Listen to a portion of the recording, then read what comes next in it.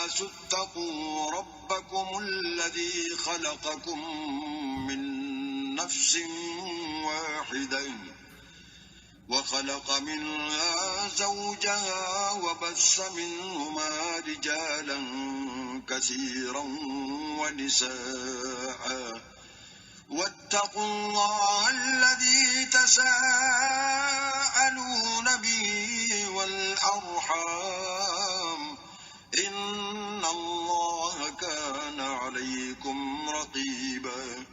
لوگوں اپنے پروردگار سے ڈرو جس نے تم کو ایک شخص سے پیدا کیا، یعنی اول اس سے اس کا جوڑا بنایا، پھر ان دونوں سے کثرت سے مرد و عورت پیدا کر کے روئے زمین پر پھیلا دیے، اور اللہ سے جس کے نام کو تم اپنی حاجت براری کا ذریعہ بناتے ہو ڈرو، اور قطع مودت ارحام سے بچو، کچھ شک نہیں کہ اللہ تمہیں۔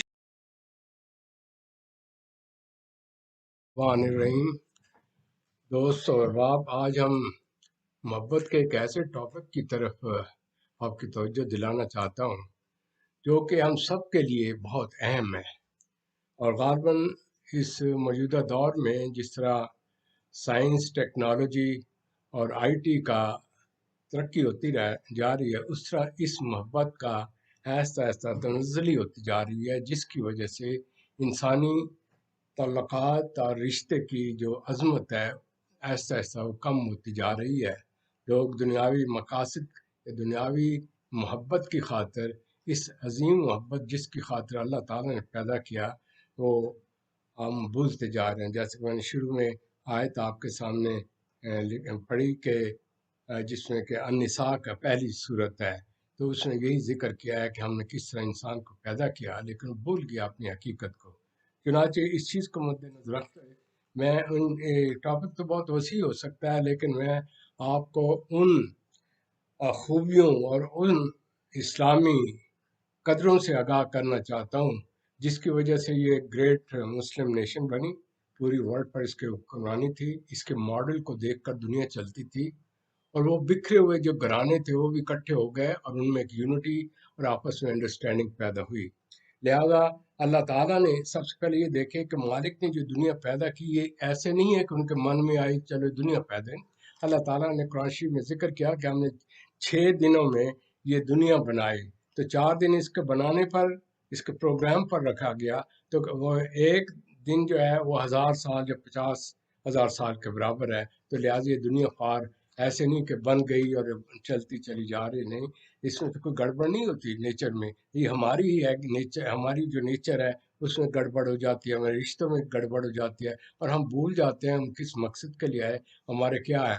لہٰذا اس چیز کو سمجھتے ہوئے اللہ تعالیٰ نے ہمیں ایک ایسا نظام دیا ہے کہ ایک ایسا ریکارڈڈ سسٹم دیا قرآن شریف کی صورت میں، جس میں کہ بتایا کہ انسان کی آپس کی رسپانسبلٹیز کیا ہیں، ڈیوٹیز کیا ہیں، اور اگر انسان اس کو فالو اپ کرے تو دنیا میں پیس، سکون اور ہر قسم کی ترقی ہو سکتی ہے۔ اور کسی سے جب ایک چیز آپ کو مل جاتی ہے فار گرانٹیڈ، تو آپ اس کو ظاہری چیزوں کو لیتے ہوئے یوں سمجھتے ہیں کہ بس مقصد یہی ہے، بڑے ہوئے تو جو ہی جوانی آئی سیکس کا زور پڑا اور لو افیئر شروع ہو گئے، پھر ان لووں کے بعد کہیں شادیاں ہوئیں، کہیں نہ ہوئیں، کہیں نے بغیر شادی کے آئیں، انوانٹیڈ بچے پیدا ہو گئے، اور پھر بعض اوقات پریگنینسی کو چھپانے کے لیے بڑے بڑے جتن کرتے ہیں، اور اس میں کئی ایک عورتوں کی ڈیتھ بھی ہو جاتی ہے۔ بعض خواتین ایک نارمل ماں کی بھی ڈیلیوری میں ڈیتھ ہو جاتی ہے۔ تو بظاہر جب ہم بڑے ہو جاتے ہیں ہم ان چیزوں کو بھول جاتے ہیں، we don't understand what is the base, what is the biological system, what is the psychological system and why it has been created, and if you follow those thing, تو پھر اس کی وجہ سے معاشرہ بہتر بن سکتا ہے اور ہم آگے کی طرف چل سکتے ہیں۔ لہٰذا اس صورت کو مد نظر رکھتے ہوئے جس طرح اس میں فرمایا کہ ہم نے مرد و عورت سے پیدا کیا، تو حضرت آدم سے اماں حوا کے اولاد ہیں، تو اس میں قابل جو بیسک نقطہ ہے جو میں نے نوٹ کیا ہے وہ یہ ہے کہ یہ ماں باپ کا جو تعلق ہے اور اس کی میل اور فیمیل کی جو سائیکالوجی کتنی امپورٹنس ہے، عام آدمی ان کو سمجھتا نہیں ہے۔ اگر اس کو سمجھے اور یہ صرف ہم اس کو نبھاتے چلے جاتے ہیں، یہ نہیں دیکھتے کہ what is the message behind it, what is the psychology, اللہ تعالیٰ نے کیوں ہمیں پیدا کیا، ورنہ یہ نسلیں بنانے کی ضرورت نہیں تھی۔ تو سب سے پہلے اگر ماں کو دیکھیں تو دنیا کی وہ عظیم عورت ہے جس کی وجہ سے آپ نے اس دنیا میں جنم لیا، کہ اگر وہ پریگننٹ ہے اور آپ اس میں آپ نے تخلیق ہو رہا بچہ کی تو دنیا میں آتا ہے، اگر ماں نہ ہو تو کہاں سے بچہ پیدا ہو جائے. تو لہٰذا ایک تو یہ ذہن میں رکھیے گا how important is the mother, she is the origin in this respect. Number 2، ہم کہتے ہیں او جی ٹھیک ہے باپ کا کیا ہے جی، وہ اس کا رول تو بہت ہوتا ہے نا، اس کی اہمیت وغیرہ نہیں سمجھتے. لیکن یہ سمجھ لیجیے اگر باپ کا نطفہ نہیں ہے تو ماں کہاں سے بچہ پیدا کرے. Try to understand these thing کہ ایسے جی ابا جی اما جی کہنے سے بات نہیں بنتی. ذرا تھوڑا سا آگے چلو. پھر آپ یہ دیکھیں کہ اس نے تھرو آؤٹ ہر صورت میں وہ آپ کے اس کو بچے کو بڑا کرنے میں ماں باپ کس طریقے سے رول ادا کرتے ہیں. میں بعد میں چند ایک ایسی عورتوں کا بھی ذکر کروں گا جس کا قرآن شریف میں بطور ماڈل ذکر آیا، باقاعدہ ان کا نام دیکھ کر اللہ تعالیٰ نے کہا بد اور اچھی عورتوں کا بھی تفریق اس میں بتائے. لہذا یہ جو میں جس طریقے سے یہ حقوق کو بتا رہا ہوں، اگر آپ ان حقوق پر چلیں گے تو آپ سے بہت سی لڑائی پھڑائی اور ایک دوسرے کی ذمہ داریاں ہیں ان کے اوپر، اور عورتوں کی شادی بیاہ کا مسئلہ، ان کا خرچہ، ان کا کس طریقے سے پالنا ہے، کس طریقے سے ان حدود کو قائم رکھنا ہے. اور پھر اس کے علاوہ اگر ان میں کسی قسم کی کوئی پرابلم ہو گئی ہے تو اس کو اتھینٹک کرنے کے لیے سب سے پہلی بات کہی کہ آپ کوئی ریلیشن نہیں کر سکتے جب تک کہ آپ کا نکاح نہ ہو. اور نکاح جو اس میں 4 وٹنس کا ہونا ضروری ہے، یہ نہیں کہ آپ انڈر گراؤنڈ نکاح کر لیں کتنی. پھر اس کے نکاح کی شرائط ہیں جس کے لیے ایک بانڈ ہے، اس بانڈ کی وجہ سے کیونکہ اگر وہ بچہ پیدا ہوتا ہے اور شادی شدہ نہیں ہے جس طرح ویسٹ میں ہے، یہاں تو سوشل سیکورٹی ان کو کور کر جاتی ہے، یا اور ان کا قانون ہی عجیب و غریب ہے، کنسنسس سے جی رشتے کر لو، چاہے وہ جانور کر لیں تو چاہے انسان کر لیں، اٹ میکس نو ڈفرنس. تو انسان اور جانور فرق ہے. تو اس نے بتایا کہ یہ حقوق ہے. تو جب وہ ہوتا ہے تو 2 خاندانوں کا ملاپ ہوتا ہے، اور اس کے بعد کنبہ بڑا ہو جاتا ہے، پھر اس میں یونٹی ہوتی ہے، پھر ایک دوسرے کے ٹیک کیئر کرتے ہیں. پھر جب وہ بڑے ہوتے ہیں تو گرد پیش میں لوگوں کو کئی ایک جو مسائل ہوتے ہیں ان کو کرنے کے لیے ان کے حقوق بتائے کہ ان حقوق کے اندر وہ جب رہتے ہیں تو اس باہمی. اچھا دوسرا بات ہے کہ یہ جو شادی ہے یہ بالکل غلط کانسیپٹ ہے اباؤٹ اسلام، کہ جی امی نے فٹ کر دیا تو خاندان نے فٹ کر دیا تو ہمارے بچپن سے یہ کہا ہوا تھا. دس از آل رانگ. اللہ تعالیٰ کہتا ہے شادی بیاہ میچور ہونے پر کیا جائے، جب بلوغت پر پہنچے، یعنی کہ ان کا میجورٹی آ چکے. اس کا ہوتا ہے کہ ان کو مینسز آئی یا اس طرح ایک میچورٹی میں آ گئی تو ان میں ایک بڑا پنج علم آ گیا. پھر ان دونوں کی رضامندی ہے، کیونکہ یار شادی جو ہے وہ ان 2 آدمیوں کی انہوں نے کرنی ہے. یہ تو نہیں کہ امی اپنی پسند لے کر آئے، ابو اپنے پسند لے کر، انہوں اپنی شادی تو نہیں کرنی. نباہ ان 2 روحوں نے کرنا ہے جن کا ملاپ ہو رہا ہے. تو میرے عرض کرنے کا مطلب ہے اس لیے حقوق اور زندگی، اور اس کے اندر پھر آیا کہ کس طریقے سے کڑی شرائط رکھی گئی کہ ان کے حقوق کیا ہیں، کس طریقے سے ان کے خرچہ دینا ہے، کس طریقے سے بچوں کی ٹیک کیئر کرنی ہے، کس طریقے سے فرمایا کہ ماں جو ہے گھر کی مالکہ ہو، اس کے خاوند کے پیچھے گھر کی ٹیک کیئر کرتے ہیں، بچوں کی ٹریننگ کر رہی ہے، باہر سے خاوند محنت کر کے ادھر لے کر آتا ہے، تو اس طرح سے گھر چل رہا ہے. تو اس میں ایک یونٹ ہے. In other word it is a family unit. It is یہ نہیں ہے کہ وداؤٹ میرج بچے ہو گئے یا single parent this parent that. یہ تمام آرٹیفیشل چیزیں ہیں، کیونکہ جو سنگل پیرنٹ ہے بچے کسی کے ہیں تو کون پال رہا ہے، کیوں اس کی ماں کی ذمہ داری ہے. دوسرا یہ ہے کہ او جی گے لیسبین یہ میرج ہو تو ان میں سے بچہ تو پیدا نہیں ہوتا. دس آل ایب نارمل چیزیں، آرٹیفیشل چیزیں ہیں، یہ ہم نے اپنی طرف سے بنا رکھی ہیں، کیونکہ جب نیچر ہی نہیں اس میں پیدا ہوتی، جو مقصد ہے پروڈکشن کا نہیں پورا ہو رہا، تو پھر وہ شادی کس طرح ہو سکتی ہے. نمبر 2 پھر اس میں یہ آتا ہے کہ جب یہ شادی وغیرہ ہو گئی تو اس کے لیے بڑی سزائیں رکھی ہیں کہ وہ ایک دوسرے کی امانت ہے. وہ باہر وہ نہیں کوئی غلط کام کر سکتا ہے، نہ عورت کر سکتی ہے. جو بھی اس چیز کا کام کرے گا اس کو زنا ہے، اور اس کی بڑی سخت پینلٹیز ہیں. نہ صرف پینلٹیز ہیں، ان کو کہا کہ ان کی تشہیر کی جائے تاکہ معاشرہ کلین اور نیٹ ہو، اس میں کوئی اس قسم کا گڑبڑ نہ ہو کہ لوگ اپنے ہی قصور بنا رہے ہیں. اور جی ہمارا مجسٹریٹ بڑا تیز تھا، اس نے یہ کر دیا، ہمارا وکیل نے یہ کر دیا، اور جی ہمارے بڑے نے یہ کہا تو فلاں نے یہ کہا. یہ تمام خود ساختہ سسٹم ہے. ایک چیز کا اس میں ذکر ہے قرآن شریف میں. آپ سورہ نور میں چلے جائیں، سورہ نساء میں چلے جائیں، سورہ میں سے البقرہ میں چلے جائیں، سورہ میں طلاق میں چلے جائیں، تو یہ نہیں ہے کہ آپ نے بیٹھا دل میں آ کے طلاق دے دی. What you mean by it? mean who is responsible for the children, who is responsible for the family. تو یہ فن اور پلیئر نہیں جس طریقے سے آئے دن یہاں طلاقیں ہو رہی ہیں چھوٹی چھوٹی باتوں پر، موڈوں پر. امی نے یہ کہا، فلاں نے کہا، دوستوں نے یہ کہا. اچھا پھر اس میں یہ کہا کہ زیادہ تر اس میں یہ ہوتا ہے کہ ایک دوسرے کو عیب لگانا، تہمت لگانا. یہ اتنا اسٹرکٹ ہے کہ اس کو کہا اس کو 80 درے مارو، 4 وٹنس ہو، اگر نہیں ہے تو وہ لوگ غلط ہیں.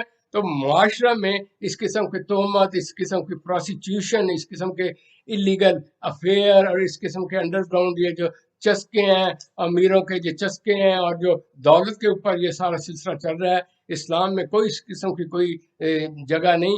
یہاں تک کہا کہ اگر ایک آدمی کے پاس پیسے نہیں، وہ کسی نکرانی سے شادی کرا دو. اگر اس کے پھر بھی کچھ نہیں ہو رہا تو چندہ اکٹھا کر کے تو ان کے بیواؤں کی بچیوں کی شادی کرو. ان کا اتنا اونچا مقام بتایا کہ کچھ آپ سوچ ہی نہیں سکتے. انہوں نے کہا کہ جو ہی پھر یہ کہا کہ اگر ایک عورت اس کے میاں کی ڈیتھ ہو جاتی ہے تو بیوہ ہوئی ہے، اور جو ہی وہ ٹائم اس کا پورا ہو گیا تو اس کو اس کی مرضی کی شادی ہونی چاہیے. پھر اس کے بعد یہ ہے کہ اس کے جداد میں یہ حصہ ہے. یہ ویسٹرن کلچر، یہ دکھاوے کا وومن آزادی. صرف یہ تو نہیں نا کہ آزادی کا مطلب یہ ہے کہ آپ کو کوئی پوچھنے والا نہ ہو، آپ بغیر کپڑے جس طرح آپ کا جی چاہے کلچرلی آپ کریں، لیکن اس کے ساتھ ساتھ ریسٹرکشن بہت زیادہ ہے کہ یہ نہیں ہے کہ یعنی کہ کھیل ہے جان دی کسی کا دل لگا، جسے پچھلے پروگرام میں ہم نے دیکھا ہے، ہم نے ویسٹرن کلچر کو بتایا. تو ویسٹرن کلچر میں اگر خوبیاں ہیں تو اس کی یہ جو خامیاں ہیں. پھر یہ ہے کہ جب آپ ان چیزوں کو شروع سے کنٹرول کیا کہ لڑکی کا اور سٹائل ہے بڑا کرنے کا، لڑکے کا اور ہے، دونوں کے اندر ڈفرنس رکھیں.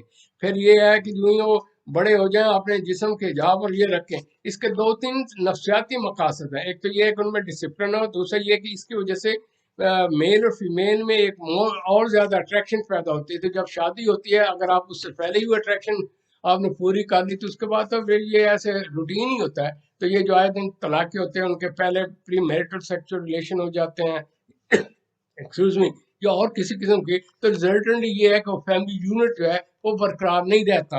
اور وہ اس کے بعد اس میں کئی لوگوں کو یہ ہوتا ہے پیسے کی فراوانی ہے، یہ وہ ہے، بچپن سے یہ آزادی ہے اور سب کچھ ہے. تو ان کا رزلٹ کیا ہوتا ہے، وہ یہ سمجھتے ہیں شادی بھی ہے تو یہ ایک قسم کی ورائٹی کے شوقین ہوتے ہیں. کئی پھر شادیاں ہوتی ہیں، کئی کچھ ہو رہے ہوتے ہیں، میاں کہیں چل رہا ہوتا ہے، خاوند کہیں چل رہا ہوتا ہے، اور یہ انڈر گراؤنڈ سب کچھ ہو رہا ہے، ہر کلچر میں ہو رہا ہے. ہم صرف ویسٹ کو نہ کہیں، آپ دیکھیں اپنے میڈیا کے اندر کیا کچھ ہو رہا ہے. اور پھر جو اس طریقے سے آپ اس کو ایک تو بھڑکاتے ہیں سیکس کو، ایسے ایکشن، ایسے ڈرامے، ایسے ایڈز، ایسے کمرشل کر کے، اور ان کو جوش میں لے آتے ہیں.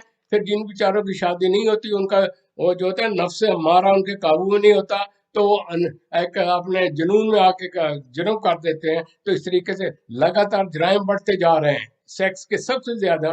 ویسٹ میں تو ہے نا، وہاں تو کنسنسس ہے، وہاں تو اس کو جرم سمجھتے نہیں. ایسٹ میں اتنا زیادہ جرم ہو رہا ہے کہ ہر ایک اس کو پھر چھپانے کی کوشش کرتا ہے. اگر تو امیر آدمی ہے تو اپنے پیسے اور اپنے سلسلے سے چھپائے گا اور دے دلا کے کام کر، اور اگر غریب ہے تو اس کی ایسی تہمت لگے گی. وہ ایک مشہور زمانہ اور لڑکیاں ہو جاتی چھوٹی معصوم بچیاں نوکرانیاں ہیں، ان کا کوئی ایسا اسکینڈل بنا تو اس طریقے سے چل پڑا. تو قرآن شریف میں بار بار جس چیز کا ذکر ہے انہوں نے کہا کہ آپ ایسا لباس، ایسی اجانی کیوں کرتے ہیں یا اپنے جسم کے ایسے اعضاء کو کیوں اظہار کرتے ہیں جس کی وجہ سے ان میں ٹیمپٹیشن ہو.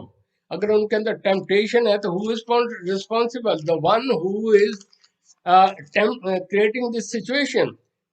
میں کسی کا نام نہیں لے رہا تو وہ اس کا رزلٹ کیا ہوگا، وہ اس کا مجرم اصل وہ ہوگا جس نے ٹیمپٹیشن. یہ نہیں ہے کہ عورتوں کے حقوق پر میں بات کر رہی ہوں، مردوں کے حقوق، میں کہہ رہا ہوں ہیومن نیچر کے اوپر بات کر رہا ہوں.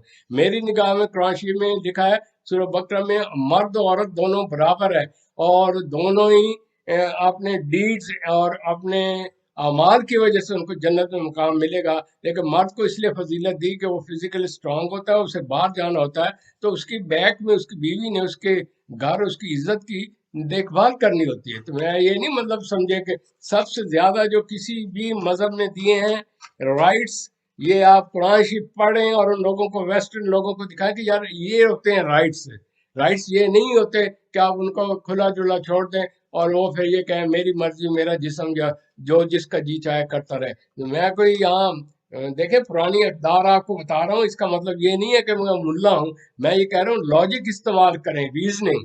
ریزننگ سے یہ دیکھیں کہاں ہمارا کیا نقصان ہے. یہ دیکھیں مقصد تو یہ ہے آپ اس کلچر میں بھی رہیں اور آزادی بھی آپ کو، پڑھیں لکھیں بھی اور سب کچھ عورتیں کریں، ہنر بھی لیں، جاب بھی لیں، اور اندر ان کو سیلف ڈیفenس کی ٹریننگ بھی دیں، اور اس کے علاوہ جب موقع آئے تو اس کو طریقہ آنا چاہیے کسی سے، پولیس سے یا لوگوں سے کنٹیکٹ کر کے مجرم کو پکڑایا جائے. میرے کہنے کا یہ مقصد نہیں ہے کہ میں ان کو کمزور بنا رہا ہوں، میں ان کو اور مضبوط بنا رہا ہوں کہ تمہارے رائٹس بہت زیادہ ہیں. اور دوسرا کوئی آپ کی طرف کوئی اس طرح ایڈوانس کرتا ہے کہ بھائی پہلے نکاح کرو، یہ کھیل تماشا نہیں ہے کہ کیوں سپوز ایک اسٹوڈنٹ ہے بیچاری کو نہیں پیسہ ہے. بہت سے میں نے کیسز دیکھے جو ہاسٹل میں اس قسم کی لڑکیاں یہ کام کرتی ہیں، کیوں؟ ان بیچارے کی مجبوری ہے. اگر وہ ان کو آپ کو ان سے اتنے پیار ہے، ان سے آپ رکھنا چاہتے ہیں، گو ہیڈ اینڈ ہیو اس سے نکاح کریں اور اس کے بعد اس کو پڑھنے دیں. اس طریقے سے وہ پڑھ جائے گی اور آپ کا تعلقات بھی رہیں گے. ان دا مین ٹائم ایک اور بڑی خوبصورت چیز جو آپ ڈے بائی ڈے بھولتے چلے جا رہے ہیں، ہمارا ایک اسٹرانگ فیملی یونٹ ہوتا تھا جس کی وجہ سے مینٹل پیس ہوتا تھا. لو ان دا فیملی یونٹ مین بڑا گھرانے میں، اس میں ہمارے بزرگ بھی ہوتے تھے، والدین، دادا دادا، نانا نانی، یونٹ ہوتا تھا. اگر وہ عورت جاب پر جا رہی ہے ہمارے ہاں